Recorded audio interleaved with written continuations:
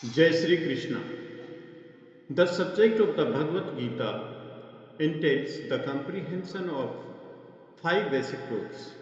First of all, the science of God is explained, and then the constitutional position of the living entities, jivas. There is Iswaras, which means controller, and there are jivas, the living entities which are controlled. If a living entity sees that he is not controlled but that he is free, then he is insan. The living being is controlled in every respect, at least in his conditioned life. So, in the Bhagavad Gita, the subject matter deals with the Ishwar, the supreme controller, and the Jiva. The controlled living entities, Prakriti means material nature, and time means the duration of existence of the whole universe or the manifestation of material nature, and karmic means activity are also discussed. The cosmic manifestation is full of different activities. All living entities are engaged in different activities. From Bhagavad Gita, we must learn what God is, what the living entities are, what Prakriti is, what the cosmic manifestation is, and how it is controlled by time, and what activities of the living entities are. Out of these five basic subject matters in Bhagavad Gita, it is established that the Supreme Godhead or Krishna or Brahm or Supreme Controller or Paramatma, you may use whatever name you like, is the greatest of all. The living beings are in quality like the Supreme Controller. For instance, the Lord has control over the universal affairs, our material nature, etc., as will be explained in the later chapters of Bhagavad Gita. Material nature is not independent, she is acting under the directions of the Supreme Lord. As Lord Krishna says, Prakriti is working under my direction. When we see wonderful things happening in the cosmic nature, we should know that behind this cosmic manifestation there is a controller. Nothing but nothing could be manifested without being controlled. It is childish not to consider the controller.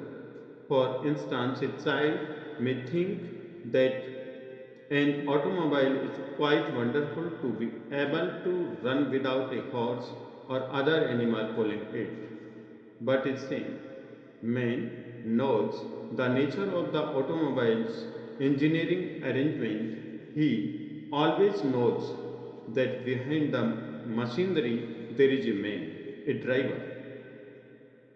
Similarly, the Supreme Lord is a driver under whose direction everything is working. Now, the Jivas, or the living entities, have been accepted by the Lord. As we will note in the later chapters, as his parts and parcels. A particle of gold is also gold. A drop of water from the ocean is also salty. And similarly, with the living entities being part and parcel of the supreme controller, Ishwar or Bhagwan, Lord Sri Krishna have all the qualities of the supreme Lord in minute quantity because we are minute Ishwar. Subordinate Ishwar. We are trying to control nature as presently we are trying to control space or planets. And this tendency to control is there because it is in Krishna. But although we have a tendency to lord it our material nature, we should know that we are not the supreme controller. This is explained in Bhagavad Gita. What is material nature? This is also explained in Gita as inferior Prakriti. inferior nature. The living entity is explained as the superior Prakriti. Prakriti is always under control, whether inferior or superior. Prakriti is female and she is controlled by the Lord just as the activities of a wife are controlled by the husband. Prakriti is also subordinate, predominated by the Lord, who is the predominator. The living entities and material nature are both predominated, controlled by the Supreme Lord.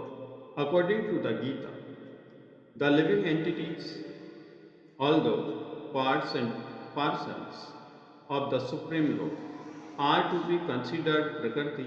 This is clearly mentioned in the seventh chapter, fifth verse of Bhagavad Gita.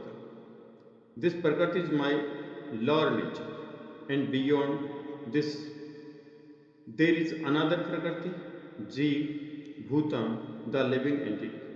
Prakriti itself is constituted by three qualities: the mode of godness, the mode of passion, and the mode of ignorance.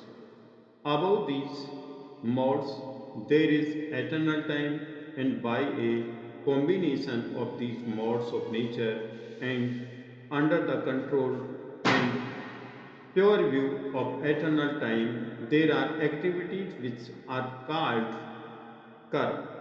These activities are being carried out from the immemorial, and we are suffering or enjoying the fruits of our activities. For instance, suppose I am a businessman and have worked very hard with intelligence and have amassed a great bank balance. Then I am an enjoyer. But then, say, I have lost all my money in business. Then I am a sufferer. Similarly, in every field of life, we enjoy the results of our work or we suffer the results. This is called karma. Ishwar, the Supreme Lord, Jeev, the living entity, Prakriti, nature, eternal time, and karma means activity are all explained in the Bhagavad Gita. Out of these five, the Lord, the living entities, material nature, and time are eternal. The manifestation of Prakriti may be temporary, but it is not false. Some philosophers say that the manifestation of material nature is false. But according to the philosophy of Bhagavad Gita or according to the philosophy of the Vaishnavas, this is not so.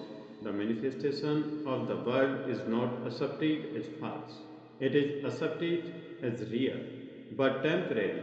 It is likened unto a cloud which moves across the sky or the coming of the rainy season, which nourishes grains. As soon as the rainy season is over and as soon as the cloud goes away, all the crops which were nourished by the rain dry up. Similarly, this material manifestation, manifestation takes place at a certain interval, stays for a while, and then disappears. Such are the working of Prakriti. But the cycle is working eternally. Therefore, Prakriti is eternal. It is not false. The Lord refers to this as my Prakriti.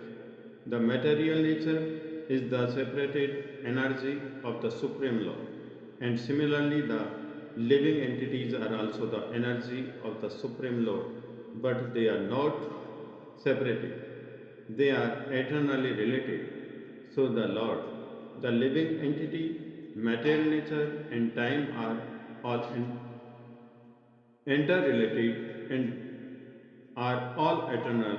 However, the other item, karma is not eternal.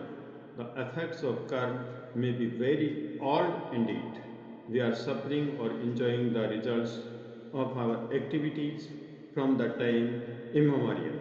But we can change the results of our karma or our activity, and this change depends on the perfection of our knowledge. We are engaged in various activities. Undoubtedly, we do not know what sort of activities we should adopt to gain relief from the actions and reactions of all these activities. But this is also explained in the Bhagavad Gita. The position of Ishvara is that of supreme consciousness. The jiva or the living entities, being parts and parcels of the Supreme Lord, are also conscious. Both the living entity and material nature are explained as Prakriti, the energy of the Supreme Lord, but one of the two. The Jiva is conscious, the other Prakriti is not conscious. That is the difference. Therefore, the Jeev Prakriti is called superior because the Jeev has consciousness which is similar to the Lord's. The Lord is supreme consciousness, however, and one should not claim. But the Jiva, the living entity, is also supremely conscious. The living being cannot be supremely conscious at any stage of his perfection, and the theory that he can be so is a misleading theory. Conscious he may be, but he is not perfectly or supremely conscious.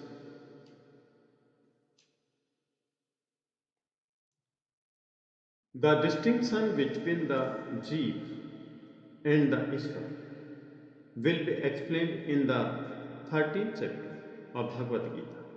The Lord is Kshetra Jana, conscious as is the living being, but the living being is conscious of his particular body, whereas the Lord is conscious of all bodies because he lives in the heart of every living being. He is conscious of the sight moments of the particular Jeev. We should not forget this. It is also explained that the Paramatma, the Supreme Personality of Godhead, is living in everyone's heart as Ishvara, as the controller, and that he is giving directions for the living entity to act as he desires. The living entity forgets what to do. First of all, he makes a determination to act in a certain way, and then he is entangled in the act and reactions of his own karma. After giving up one type of body, he enters another type of body as we put on and take off old clothes, as the shawl thus migrates. He suffers the actions and reactions of his past activities. These activities can be changed when the living being is in the mode of godness, in sanity, and understands what sort of activities he should adopt. If, if he does so, then all the actions and reactions of his past activities can be changed. Consequently, karma is not eternal. Therefore, we started that of the five items Ishwar, Jeev, Prakriti, time, and karma, four are eternal, whereas karma is not eternal. Jai Shri Krishna.